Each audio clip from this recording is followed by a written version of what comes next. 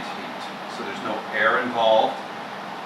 Essentially, it's just temperature shift, and you move it around to make sure that you don't go overboard on a certain area.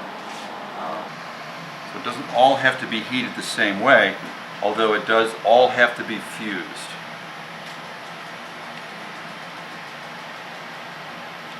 Now essentially what you're looking at here is a single layer.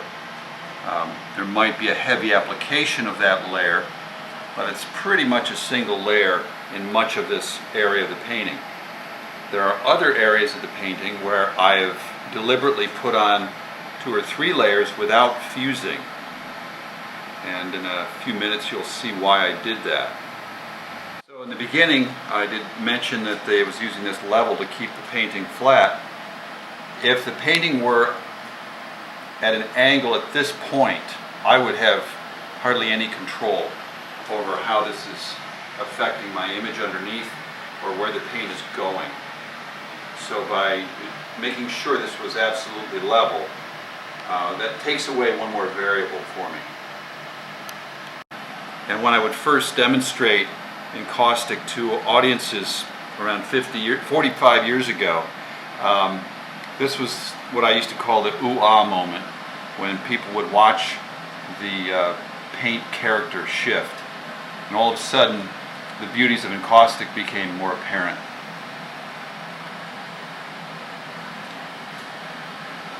Now I could do this over the entire painting, but I'm choosing to only do it in certain areas because I want to change the character of heat for other spots. I'm still looking to fuse it, but I'm looking to maintain a little different edge quality in some areas that are closest to the viewer. Much of it I am not sure how it will turn out. This kind of painting does not involve tons of certainty.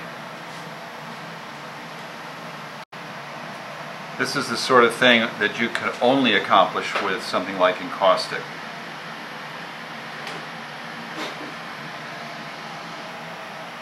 And you can see this area that I've just fused, the interaction of the different layers and colors, one on top of another. And as I move over into this dark area, you'll really see how things alter. I've been intentional about the chain link fence in the foreground.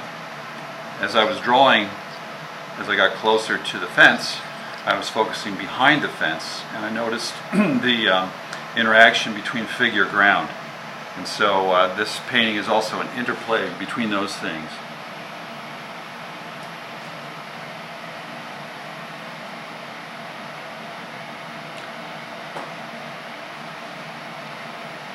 And in this heating, I'm destroying a good bit of structure intentionally. I can always get it back, but this gives a wonderful color interaction, kind of freedom to the work.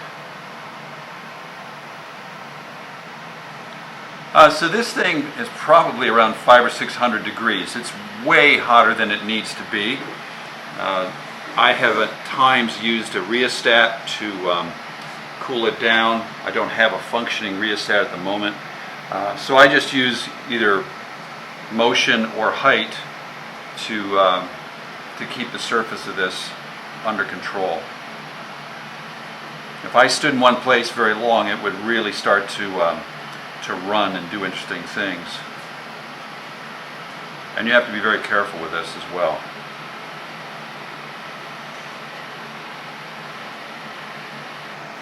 What's actually happening to the pigment as it's being melted? Oh, a great question about the pigment itself. Because my paints are made by hand with my own pigments, I don't have the smooth dispersion that you might get from commercially made products.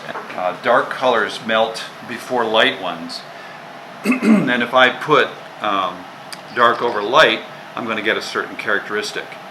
Certain pigments melt a little more quickly than others. So all of those things play into characteristic of the paint film. And I'm going to be stopping with this particular way of heating shortly and moving on to a different tool. So in this stage of the painting, I'm being very careful about my heating. I don't want to lose things that I'm enjoying. I don't want to obliterate things which seem useful at this point.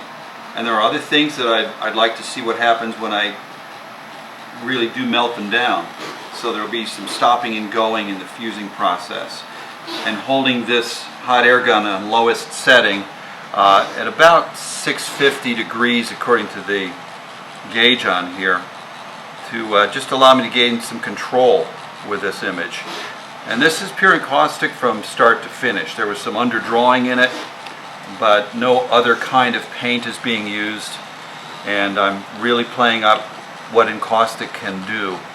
Also note that there is no wax in between my initial paint layers and the ground, which in my case is a Italian gesso ground, dry ground.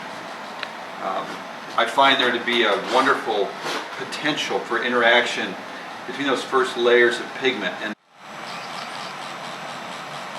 there's some detail in here that I put early on that I'd rather not lose, so I'm using this type of heating at this point.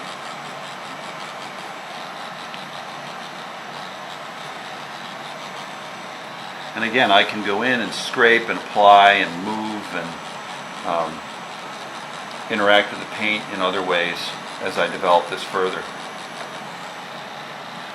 Interesting, with encaustic you can sort of just keep chewing on it without having to wait for things to dry, and sort of a constant process.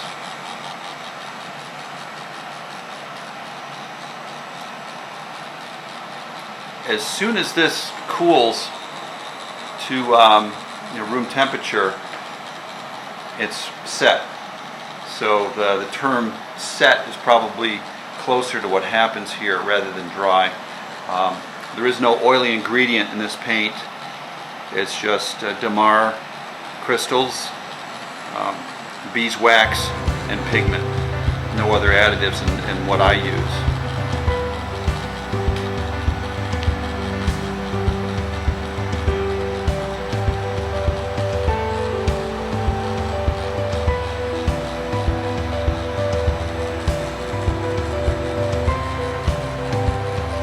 It's also interesting to see the character between the very thinnest of paint and non-paint and a little bit of paint. That's also part of that dialogue.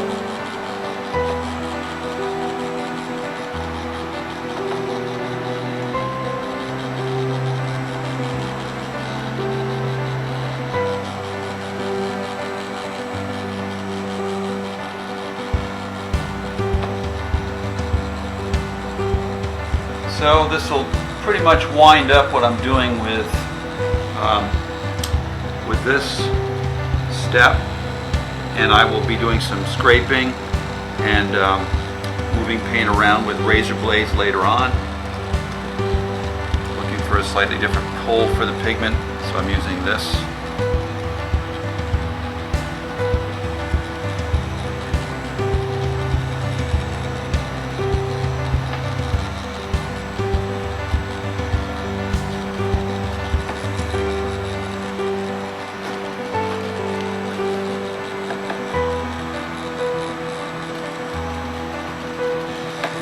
Kind of a fascinating way to approximate that visual experience of focusing on something near and then far at the same time in a painting.